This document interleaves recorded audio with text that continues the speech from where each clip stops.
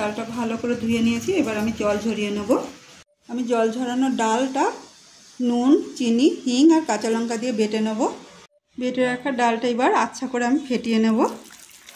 যতক্ষণ সফট না হয় ততক্ষণ আমি ফেটাতে থাকবো। আমি 5 থেকে 7 মিনিট ভালো করে ফেটিয়ে নিয়েছি। আর এই যে ক্রিমের মতন কালার চলে এসছে। এবার আমি গ্যাসের কাছে যাব।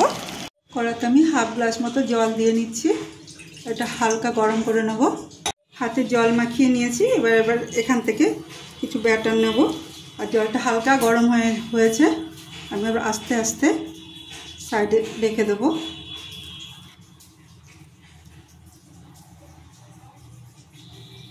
এটা আমি একটুও নাড়বো না, লো ফ্লেমে 5 মিনিট মতো কুক করব। 5 মিনিট পর আমি বড়াগুলো আস্তে করে উল্টে দেবো। 7-8 মিনিট পর ফিরে এসেছি। এবার বড়াগুলি তুলে নেব। আর এই বড়াগুলো সম্পূর্ণ লো ফ্লেমে হবে। যদি জোরে দেন বড়াগুলো গলে যাবে। এবার দিয়ে দিচ্ছি তেল।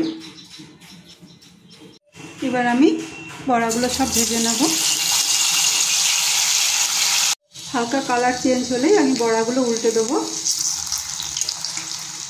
বড়াগুলো হালকা ব্রাউন করে ভেজে নিয়ে তুলে নিচ্ছি। বড়া ভাজা তেলেই কিছু জিরে, একটু মৌরি আর 2টো শুকনো লঙ্কা দিয়ে দিচ্ছি।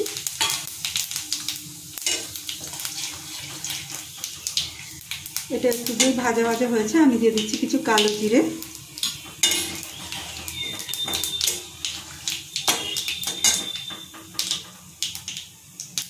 এবার আমি জার ধোয়া জল দিয়ে দিচ্ছি।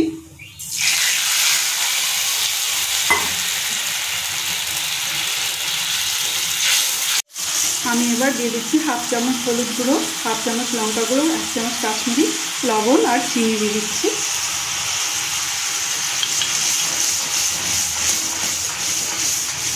আর এর সঙ্গে দিয়ে দিচ্ছি 2 চামচ মতো ধনে গুঁড়ো।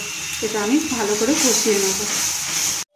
মশলা 5 মিনিট কষিয়ে নেওয়ার পর আমি দিয়ে দিচ্ছি 2 চামচ মতো টমেটো কেচাপ। এটা দিয়েও আরও কিছুক্ষণ কষিয়ে নেব। 2 থেকে 3 মিনিট কষিয়ে নেওয়ার পর দিয়ে দিচ্ছি এমনি প্লেন জল।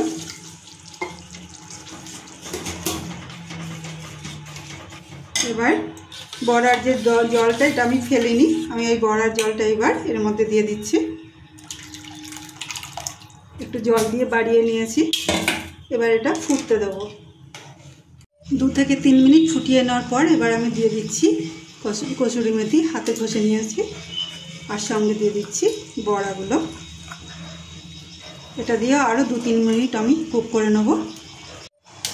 রান্নাটা সম্পূর্ণ রেডি। আমি এবার গ্যাস অফ করে আরও 2 থেকে 3 মিনিট মতো গ্যাসের উপর চাপিয়ে রেখে দেব। এটা একটা সাবেকি রান্না, মা ঠাকুমাদের যুগের রান্না। রেসিপিটা যদি ভালো লাগে কমেন্ট করুন, সাবস্ক্রাইব করুন আর সর্বদা আমার সঙ্গে থাকুন। সবাই ভালো থাকুন, সুস্থ থাকুন।